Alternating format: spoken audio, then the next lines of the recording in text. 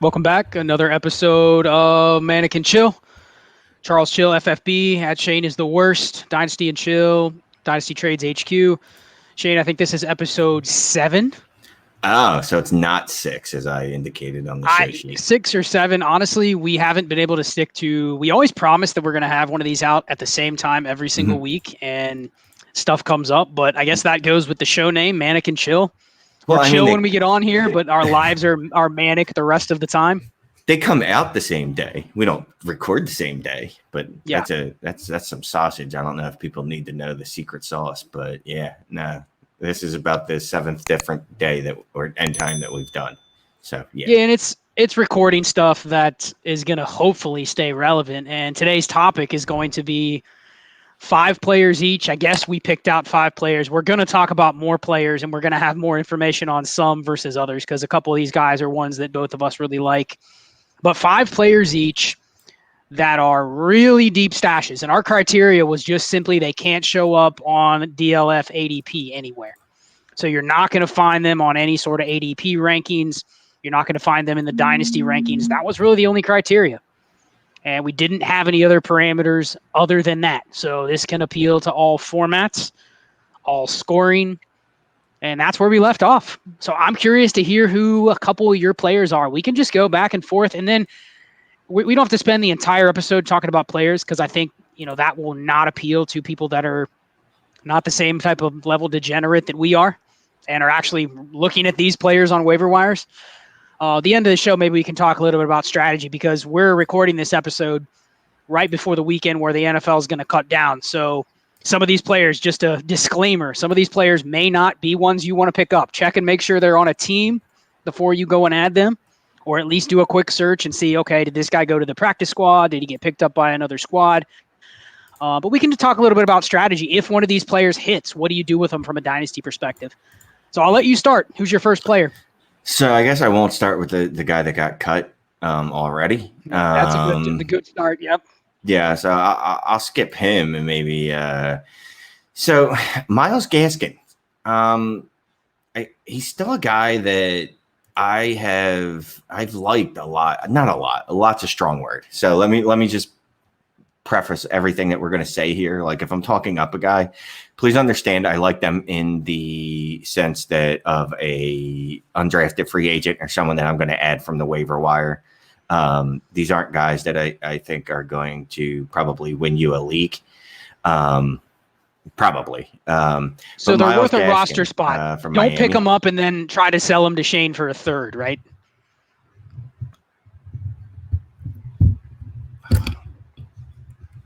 And technical difficulties. Yeah. So you had silence after that. Don't try to sell these players to you for a third when they pick them up off the waiver wire tomorrow, right? No. Okay, Don't just do making that. sure. Don't do that. That's what I do. I'm selling all these players. I'm the trade guy. You buy them. That's what you're supposed to do. You hype them up because you have a YouTube show, right? And then you sell them to other people that are suckers. I'm trying to raise their profile because of the millions of people that listen to this and watch this video that we're going to give them an ADP bump of. They're all going to show up on DLF ADP in September. That's a funny. I wonder how many will show up at the very end of the ADP. Just at the very end going last round. Oh, hey, I listened to that player. And maybe something happens in the next week where they make a team and all of a sudden they show up in ADP. That'll be something to track. But anyway, Myles Gaskin. Yeah, Myles Gaskin. So Brian Flores has gone out of his way, or maybe not gone out of his way, but he's definitely noted that Gaskin has played a lot better and has improved a lot from last year. And, you look at what he did in college, and he was pretty much a full down, three down like workhorse. He's a receiving back, which, any guys that I'm looking for typically are going to be running backs, and I need a 3-down skill set. I don't want anybody that's just a 2-down grinder because, that guy could have a great game. You've said this before. He could have 25 rushing attempts for 100 yards. If he doesn't score any touchdowns and he doesn't get any receptions, well, great. He gave you 10 points off of those 100 yards, and that's really not that useful to you. So he's got a 3-down skill set, which is something that I always look for. I really like. His last 3 seasons in college, he had 19, and 21 receptions. The Dolphins have no money tied up at the running back position after this year. I'm not really sure what's going on with Kalen Ballage anymore. He was going to be cut, then he was traded, and then he was going to be on the I don't even know where he is. Is he on the Jets now? Is he on the Dolphins? Where is he?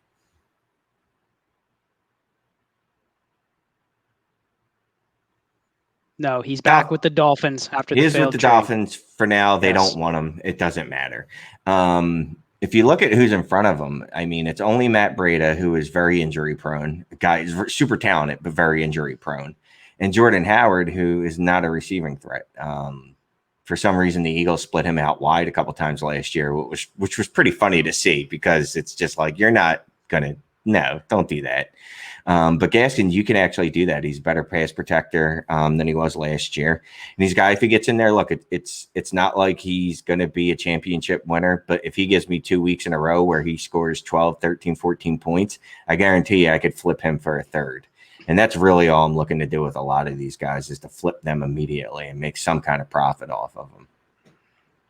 Yeah, I mean, Gaskin saw the field last year, and so at least you have that. I mean, at least he was on the depth chart and saw the field. And you're right about the depth chart with Jordan Howard and Matt Breida.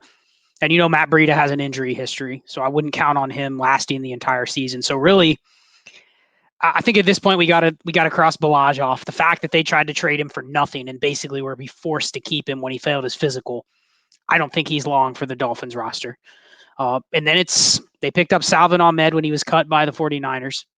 And then basically it's Patrick Laird, Salvon Ahmed, and Myles Gaskin. And you got to think, because Myles Gaskin was the one that they took last year and actually got some run, I mean, you got to think that Laird and Gaskin have a better shot of making the team than Salvon Ahmed at this point. So I actually think there's people that like Patrick Laird as well.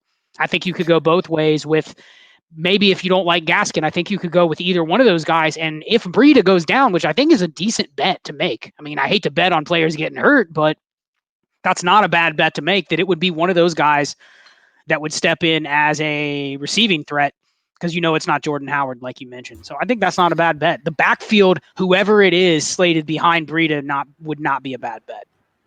Yeah, and I thought about Patrick Laird, and he had a decent volume-driven games last year, but he really didn't look that good. Whereas Gaskin, at least I've seen it in college, that he looked like he could be a good player. But again, this is, I don't want anyone thinking that I'm comparing Myles Gaskins to, Ezekiel Elliott or anything like that. Remember, keep it in context, people. We're talking about, like, Scott was very, very mean about it. He was like, they can't be on DLF's ADP, because I was originally just going to go with some bottom feeders on the ADP, and I couldn't even do that. So who's your first guy, Scott? Because I'm interested.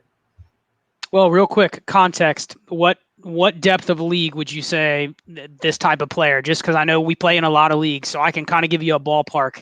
How many roster spots? Are you thinking like at least 30 plus before you'd add one of these guys? Yeah, this is definitely a 30 plus type of roster ad in at least 12-team leagues, obviously. Degenerate leagues, like we play in. Unless Breida goes down, between, if Breida or Howard were to go down, then I'd run to my waiver wire and definitely add him. But if those guys just stay healthy, he's more of a guy you keep on the watch list. Just see if he's getting any work during the weeks coming up. Yeah, and just general strategy. I mean, we're going to talk about some receivers, but typically what I've been telling people to do, and we've mentioned this on prior shows, is I'd rather add the running backs that make the teams. So after this weekend, you're going to know teams are going to reset their depth charts. So you can I usually go to Our Lads, and they update it every day. And you can see who the teams, I mean, those depth charts are from the teams themselves most of the time. So, I mean, any running back that's on a 3 deep, I think is worth rostering in leagues that are deep enough. I would rather have running backs than some of the receivers or some of the tight ends that we're going to talk about. So just a little general advice if we don't mention players that you're maybe considering. My first player is, I know Shane is a former Eagles fan, but my first player is an Eagle, and it's Caleb Wilson, tight end for the Eagles. And I mention him only because really liked his profile. He's a second-year guy coming out of UCLA. He actually was a pretty good receiver in college. And, tight end statistics in college are hit or miss. Just because you didn't produce a lot in college doesn't mean it doesn't translate to the NFL. So he had that going for him. And then if you just look at his metric profile, I mean, he ran a 4.56. And anybody that read my article about Albert O on DLF, basically the tight ends historically that have run in the 4.5s generally get a lot of chances in the NFL. Now, some of them they just may not be good football players and they never really embrace the position. But if you're running in the 4.5s as a tight end and you're big enough, we're not talking like a 4.5 from a guy that's 225 pounds that says he's a tight end. Caleb Wilson's a legitimate 245, 250. So as long as you're big enough and you still run, to that degree, you get a lot more chances. And, what's happened with Caleb Wilson? He's bounced around. This is his third team in basically less than a year. I mean, he got drafted by the Cardinals in the 7th round, which was a terrible landing spot because you knew they weren't going to use him as anything but basically a hybrid receiver. And so he got cut before the season even started. Then he signed with the Redskins last year, midway through the season. I thought that was a good landing spot for him last year with the Redskins, thinking, hey, look at their depth chart this year. Who knew they were going to end up hyping up Logan Thomas as their starter? But I mean, it was a depth chart where you might want somebody for opportunity. So I held him throughout the summer, and then they inexplicitly cut him. But then he signed with the Eagles. And I look at that and say, if you could have gone somewhere else for maybe opportunity as the third tight end, it's being the Eagles. So I like his landing spot. He had a really good profile. I think he's going to get multiple opportunities. I mean, a 91st percentile college dominator rating, which is pretty good given the offense that he was in. So that's where you have to take the production into a little context when you're looking at his numbers, because his numbers don't jump off the paper to you. I mean, you look at his numbers, they don't jump off the paper. But if you look at, basically his last 2 years in college, he played 16 games in his sophomore and his junior year, and he had 98 catches for 1,455 yards. So pretty good for a tight end in terms of production. So I would just hold him, I think, in leagues that are 2 tight end leagues for sure, or tight end premium leagues that are 32 plus roster spots. But really, the good news about a player like him is if he gets cut again, if he doesn't make the Eagles as their third tight end, I think it's fair to cut bait. That's 3 NFL teams that have given up on him in 1 year. That's maybe a sign that it's time to cut bait. But if he makes the Eagles, that means they maybe trust him as the third tight end. And, look at how the Eagles use their tight ends, the most 2 tight end sets in the league. So I don't know. I think he's worth, if you couldn't have had a shot to win the Washington job, I think he's worth holding on to at least until we see roster cuts. So Caleb Wilson. Who's your next one, Shane? Real quick about Caleb Wilson. Yeah, I mean, the spot couldn't be better. Eagles love tight ends. They love targeting the tight end, although it's a little chicken or the egg. Is it because the wide receivers all break down and die, or is it because they just like the tight ends? But they do fun things with tight ends too when they're athletic. Like they had Josh Perkins, and they would split him out. Yeah, I like Josh Perkins too. I mean, he's one that I didn't put on this list because he's kind of the one that's already been there. But really anybody that's in that spot, like you said, you can speak to how they use their tight ends more than I can because you are a former fan. I am a former fan. Yeah. So if he does ever make the roster, there's a chance that, they will split him out wide.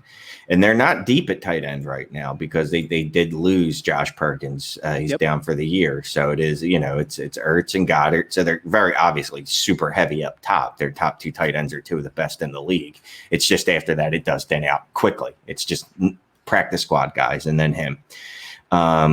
So and is that why they use a lot of 2 tight ends? Because they have 2 top 12 tight ends, possibly? I mean, that could be the chicken and the egg, too. It doesn't mean the second guy's going to come in and get, a ton of work.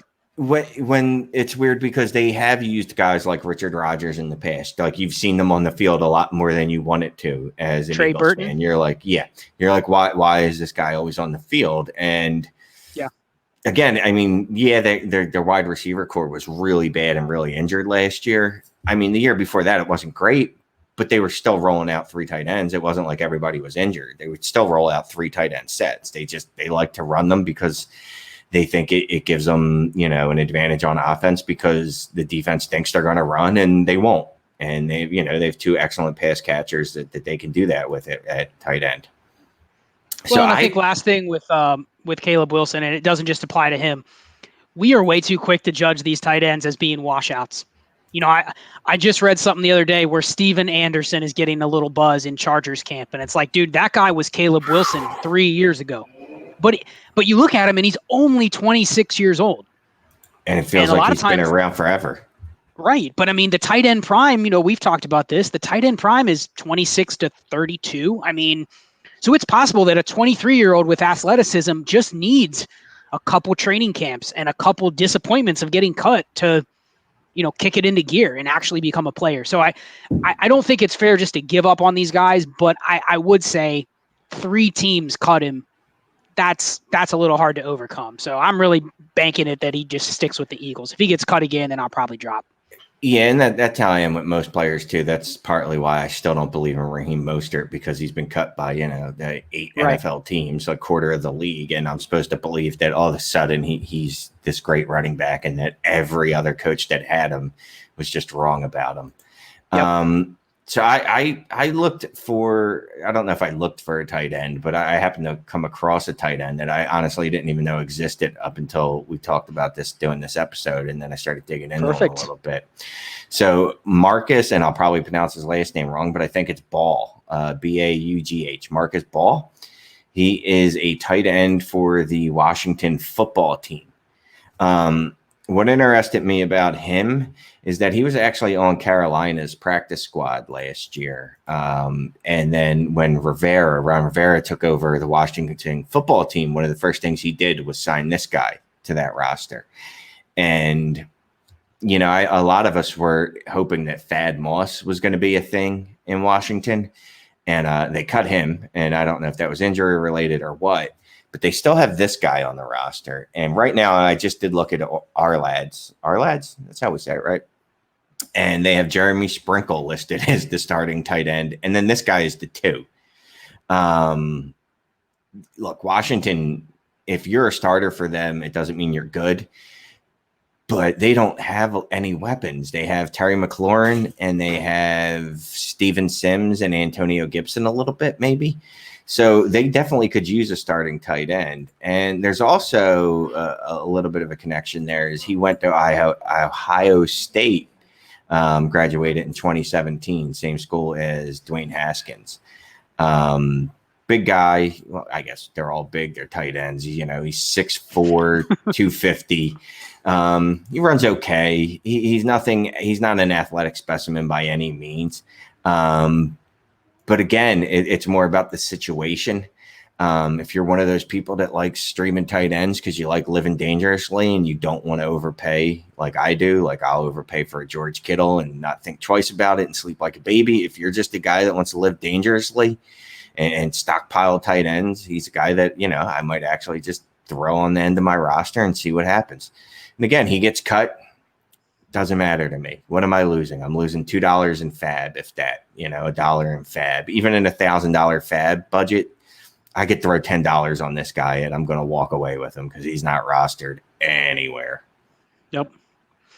No, Marcus Baugh was a blocking tight end in Ohio State. He was there they had Nick Vannett and Jeff Hireman there at the same time. So, and Ohio State tight ends are weird because a lot of them don't do anything in college.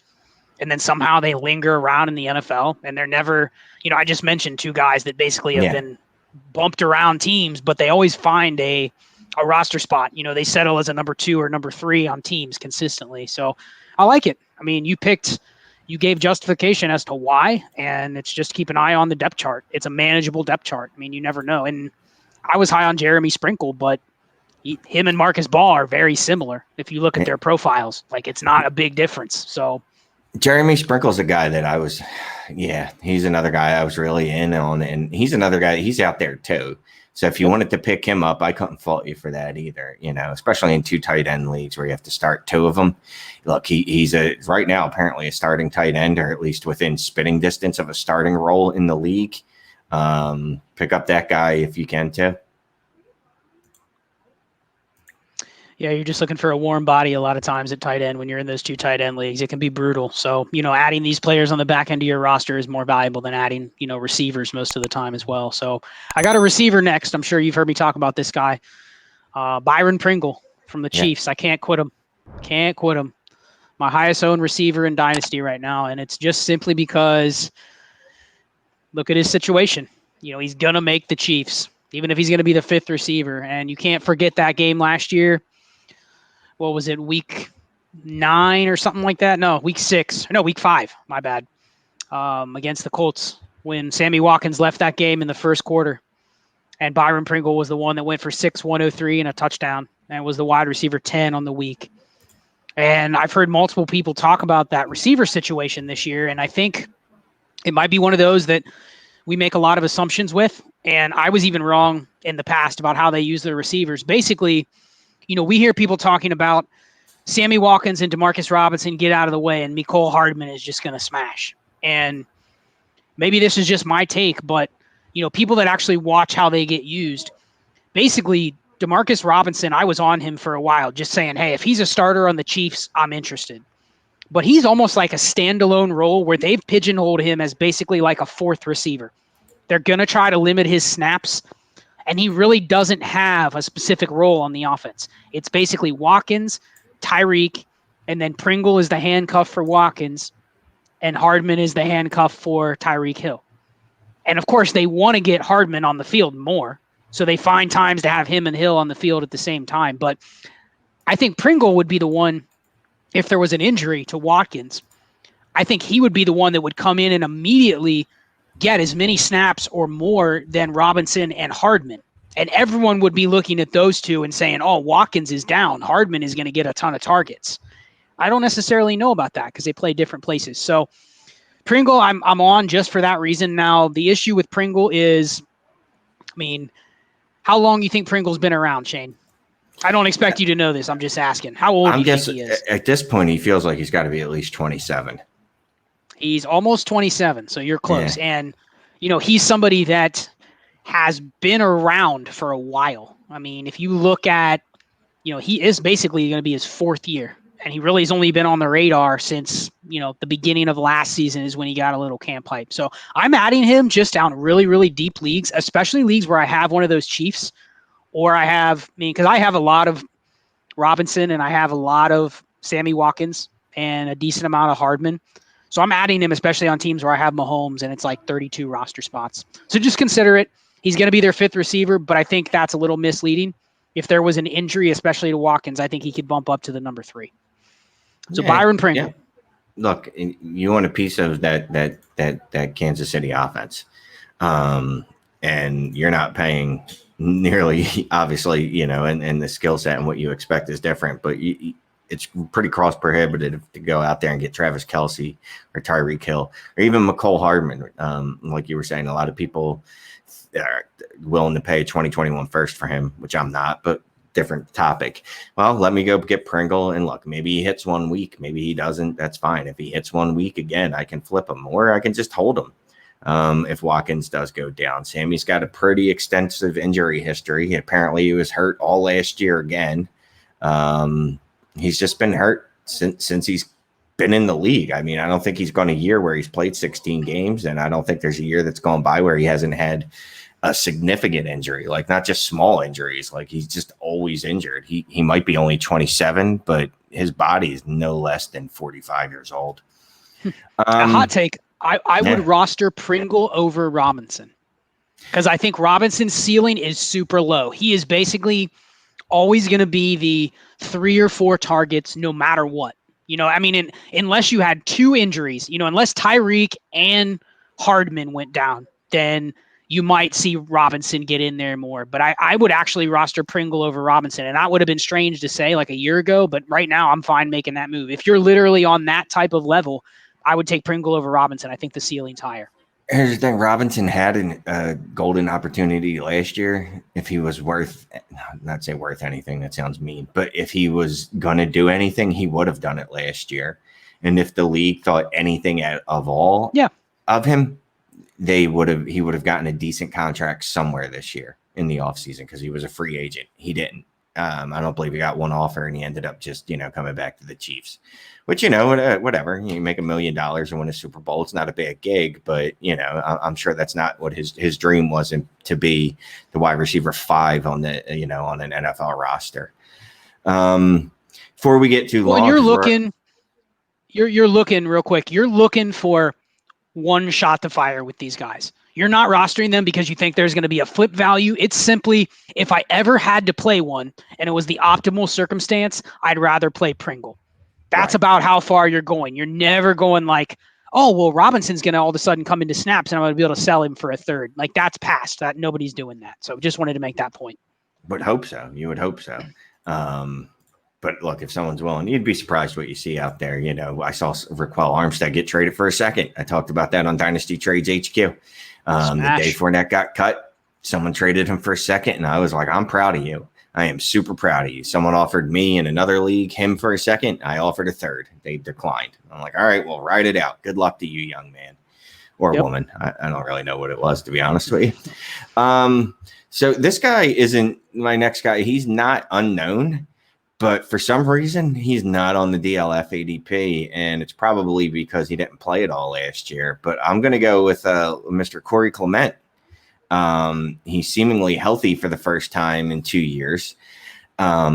He's a player that, he didn't catch a lot of passes in college, but once he got to the Eagles, he showed that he is an excellent receiver. Highlighted by his performance in the Super Bowl when he had 100 yards receiving, including a beautiful touchdown in the back of the end zone. I love Miles Sanders, but Miles Sanders has been in the league for this will be his second year. He was injured last year. He got injured the second week of camp or the second day of camp and hasn't practiced since. And he's a running back. Look, running backs get injured. Boston Scott is his backup on the Eagles. I love Boston Scott. I think he's a fun little player. He's not carrying a full load. If anything were to happen to Sanders, that's going to be a committee. And right now that committee consists of Corey Clement and Boston Scott. Because as you brought to my attention earlier, Michael Warren was cut. Adrian Killians was cut. The Eagles are going three running backs. Elijah Holyfield was cut. You got to give him his due. Yeah, sorry, Elijah Holyfield. He's another one. Like, they were talking him up in camp that he is having a good camp. But clearly, I would take that as a sign of optimism and faith in Corey Clement. Because Corey Clement is a 3-down. He's a player that can play on all 3 downs. He can also play special teams. So he's more versatile than those guys, like Adrian Killians. A guy that I'd also stash. He's not a guy that you want running between the tackles 10 times a game because he'll get murdered, at 180 pounds. Corey Clement is a full-grown man.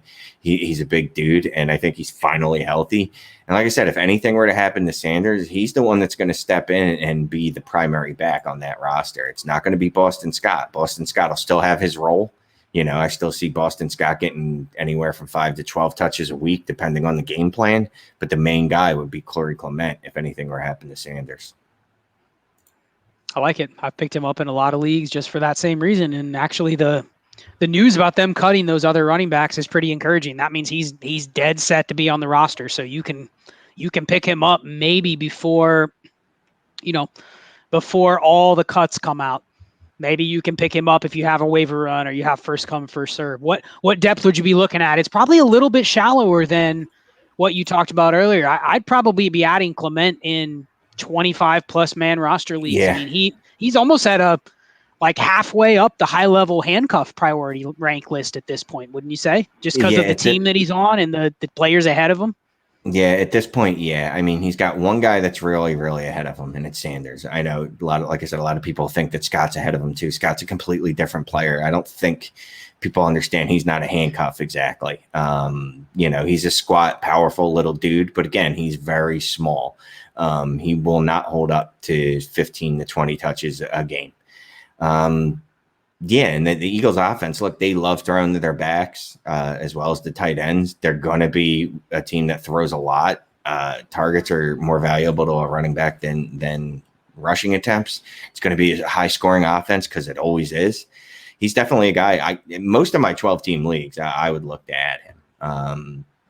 The only ones I want is 20-man roster spots because he's sitting like out FFPC type leagues. Exactly. Yeah. Yeah, I know he's floating out there, and I know there's other guys that are probably even a little better than him that are floating out there. But a 25-man roster, 12-team, yeah, I would definitely be adding him if he's not already on my roster. Scott, we're running long. Let's give him one more and then just talk some strategy on this. Well, here's some strategy. I mean, I heard this last year. Daniel Jeremiah talked about, I nicknamed it the goalpost backfield, but he talked about the new age backfield in the NFL looks like this. If you have one of these 3 down backs, like you could say Miles Sanders, typically the teams, what they like to do is they like to add a committee or a satellite back as technically the number 2, right? That's like Boston Scott. And then they like their 3rd back to be almost like a very cheap, poor man's version of the starter. Almost like you have like with the Saints with Ty Montgomery. It's not an accident that they brought in like a mini Alvin Kamara that would play that same role. Now, he's not going to get Alvin Kamara's workload, but you could throw him in there in a pinch and ask him to do the same thing from a scheme perspective. So I think that's kind of what the Eagles have done. And if you think about it, there's a lot of backfields that are like that. If you go through the depth chart, they maybe have an early down hammer as the number 2. And then the number 3 is more of an all-around back, like you see. And so it really have to determine, like Shane said, who would you rather have? Would you rather have the 3-down guy if there's a committee? I would almost rather have Corey Clement because you're going to get the touches. So you could make that decision when it happens, but just something to think about. I'll give one more, and then we'll roll through real quick all of our other ones. We don't have to give a profile, but this one is a receiver. And unfortunately, he's been hurt most of training camp, so it's kind of hurt his buzz a little bit. But here's one for you. Olamide Zacchaeus. Have you heard of him, Shane? Silence. I don't know that this is a real person. Olamide Zacchaeus, yes. He is a receiver on the Falcons. So first thing, that's a depth chart that could use receivers, right?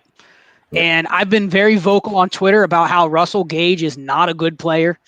I mean, if you look at his profile, I mean, he had less production in his entire college career as Antonio Gibson.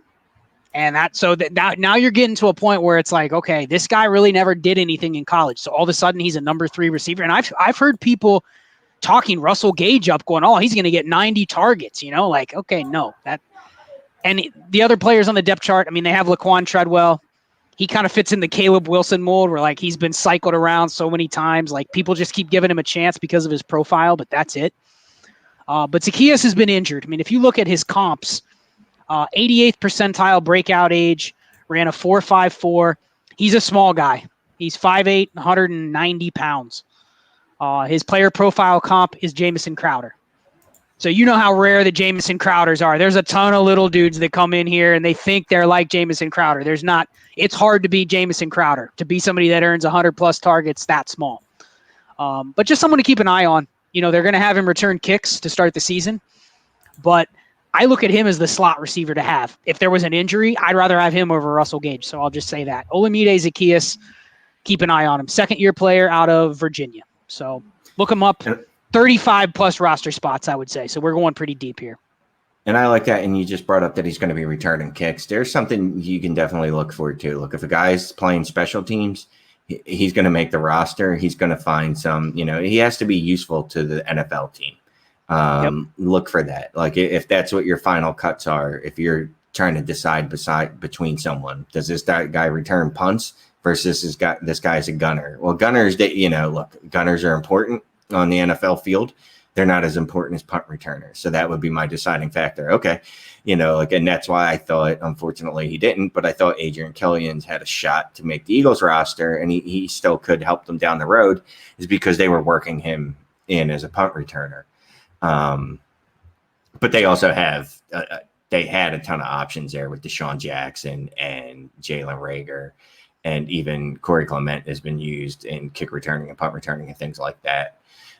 So I do like that, looking for guys because a lot of guys, they will make their bones on special teams, especially the types of guys we're talking about here. They're going to make their bones on special teams and trying to work their way to the offensive side of the ball where they're useful to us in fantasy.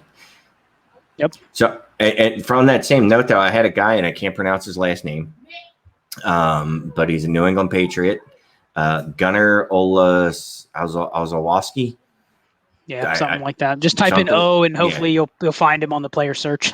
Yeah, you type in Gunnar O, and you'll find him. And I wrote him up a lot more on the DLF article that's dropping, but he's a wide receiver for the Patriots.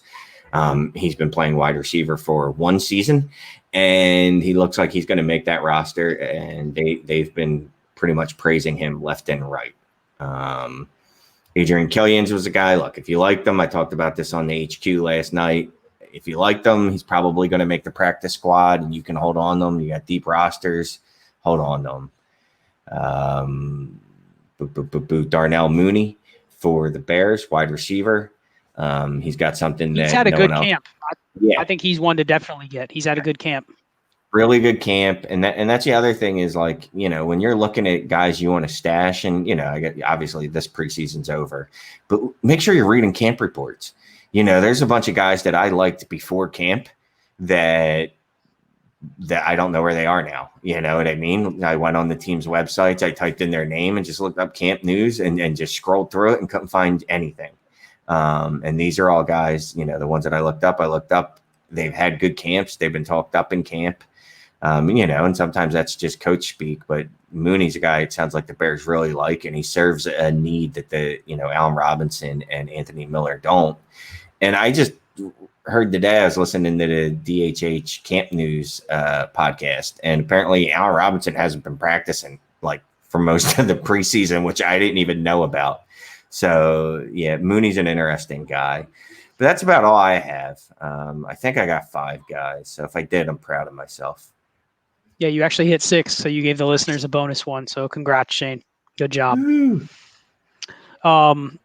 Yeah, I mean, you got to look at the tea leaves. I mean, a couple that I didn't mention that this one's I'm really intriguing on. I've had to drop him in a lot of leagues, but I'm going to probably add some shares this weekend. Rico Dowdle, I talked about him before the draft, but he's in line, just what I talked about with the goalpost backfield. He's in line to be the number 3 for Dallas. He was a 4-year starter out South Carolina, and he was still young when he came into the NFL. He's still 22 years old. I mean, if you look at his profile, I mean, it's pretty strong. So the number 3 on Dallas, I'll take anybody on that type of backfield. It's very similar to, obviously he's an undrafted free agent, so he's going to have to prove himself, but he was somebody that did a lot more. His profile did a lot more on paper than he ever produced in college. I mean, he never could stay healthy, never could command the backfield, but he was always good. And he did it at South Carolina, so he did it against pretty good competition. So that's one to definitely keep an eye on.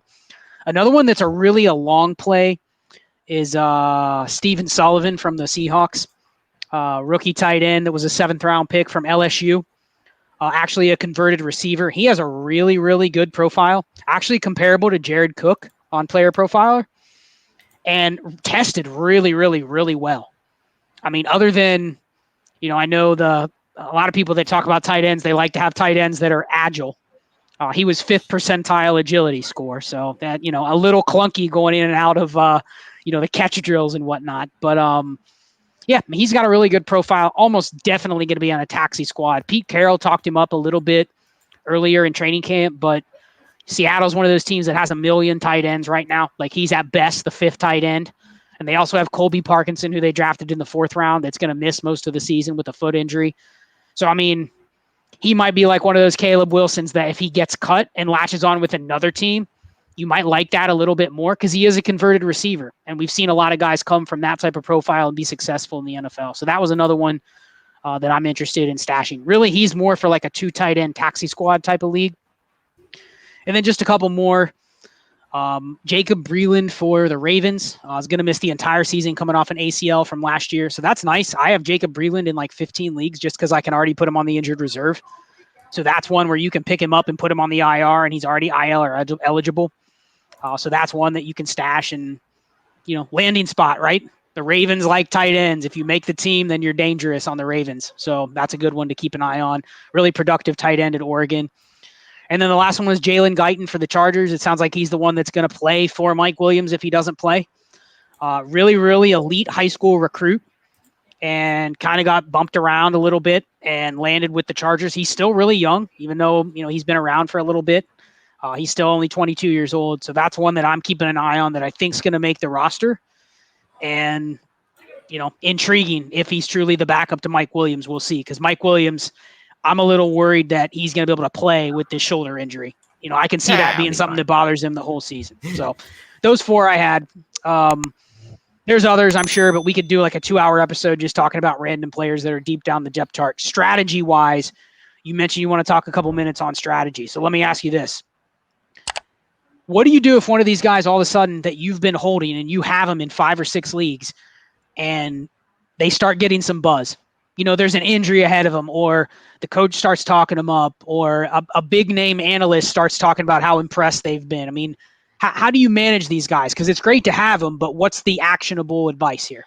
So, look, we all love talking about how we found diamonds in the rough, right? We do. We all do. We're like, oh, remember that time I found Adam Thielen?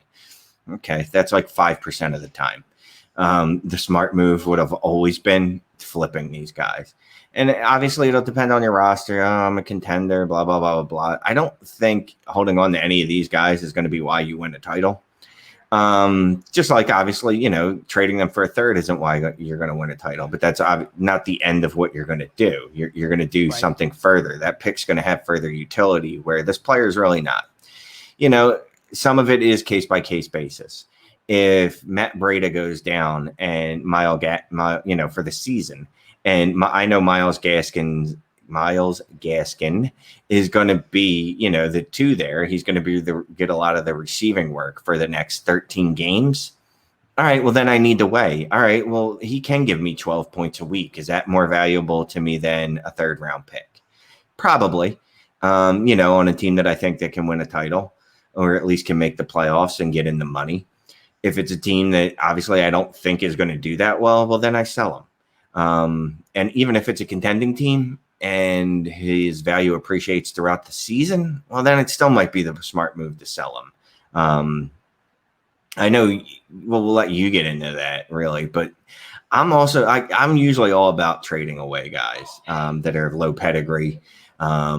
Their profile doesn't scream that they're going to be a hit to me because their profile tells me they're not going to be a hit. 90% of the time, it's right. You know what I mean? Like, I know people get upset when they're like, oh, well, you don't know. There's always these guys. Well, that's because I forget what kind of bias that is. Some type of bias where you only remember like these standout guys that one time. Like, Timmy Hightower. We all remember we picked him up 4 years ago and he helped us win a title. We do not remember the other 86 players we picked up that season and ended up cutting that we probably could have sold before that or traded before that and gotten something back. So I'm always going to be big on selling these guys with the low hit rates and the low chance of success. Yeah, I mean, and I think the one difficult thing is even when you play in a ton of leagues like we do, we have the ability to basically spread our wealth a little bit and say, hey, I like a ton of players, so I'm going to pick up 5 of this player and 5 of that player. And we can kind of diversify in that range where a lot of other people do have to be convicted on their roster spots if they're only in a couple leagues. But I think the Dynasty community as a whole has become smarter over the last couple years to where even if, I'll use Corey Clement as an example because I think he's somebody that we could see have some impact during this season. But just understand that if there is an injury to Miles Sanders, they're going to have that initial window where everyone's going to chase Corey Clement and Boston Scott. It's going to be very similar to like when Kareem Hunt went down with the Chiefs.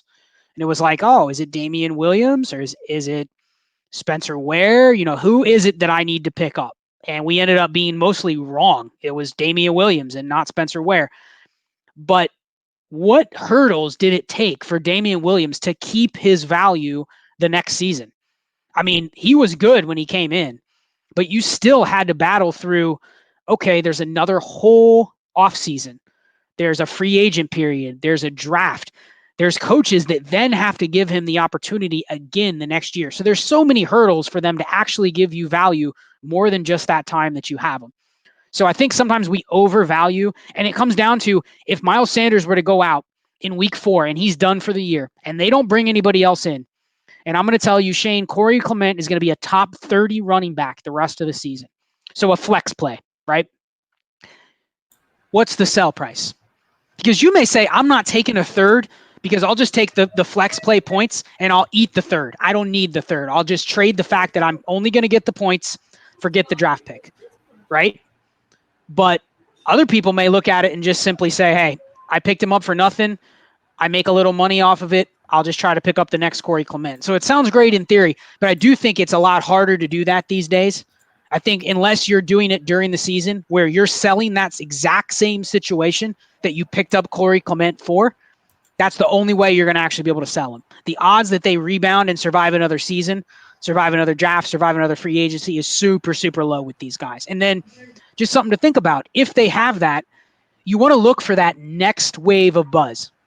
So like, I was not a believer in Steven Sims last year, right? You look at pedigree, you look at profile, but then you get into the offseason and it's like, well, I'll be damned. They're still talking about Steven Sims. They really didn't bring anybody else in that could combat Steven Sims. So maybe there's a chance that he has a little bit of lasting power. So you have to look for that next wave of information. After the season's over, we're on to the next season. You have to look for that next wave of buzz that maybe means that these guys could have some lasting power. But generally, I think it's a smart idea, especially if you can pick up other. We just named you what? 14 players? 13, 14 players? If you could sell any of them for anything, you just pick up another one off the waiver wire. They all have equal value, which is basically nothing. Yeah. So and that's a beautiful thing about them is, I wrote a waiver wire article for the last 4 years of my life or whatever, and it's for Dynasty degenerates. And it was like, clockwork, there's 6 guys this week. Guess what? There's 6 guys next week that I can find you, because there's always going to be injuries. It's the nature of the beast. There's always going to be these guys that can give you 1, 2, 3 weeks of value. So don't think you have fool's gold. Like you've found the next Victor Cruz. Like I said, those guys are few and far between. Like it's literally Victor Cruz and Adam Thielen. You know what I mean? And those guys are a decade apart. Doesn't happen as often as you think it does, no matter what your buddy tells you. Well, and it's why we talked about a couple episodes ago about quarterbacks and running backs. If you're ever going to have that equity in points that you can use in your lineup, my prediction, and we talked about this on the show, is that it's going to be at running back or quarterback most likely. It's going to be the backup quarterbacks and the running backs. Those are going to be the guys where you're going to say, oh my gosh, I just got this guy for free, and now he's going to actually play a significant role for 2 weeks.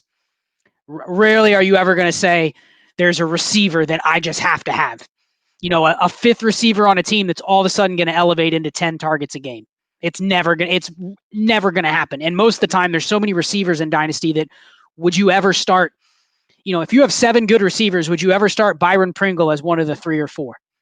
Your bias would probably say no matter how good of a situation he falls into. So just something to think about. Running backs, quarterbacks. This was what makes Dynasty fun. I love this episode because most of the time, Dynasty is just downtime all year where we're looking at our rosters going, oh, that guy's on the waiver wire. Let me put in a $0 claim just so I can add him to my my portfolio and just say that I'm stashing that player. Like, to me, I love that part about Dynasty. So I'm glad we did this show. Any final thoughts?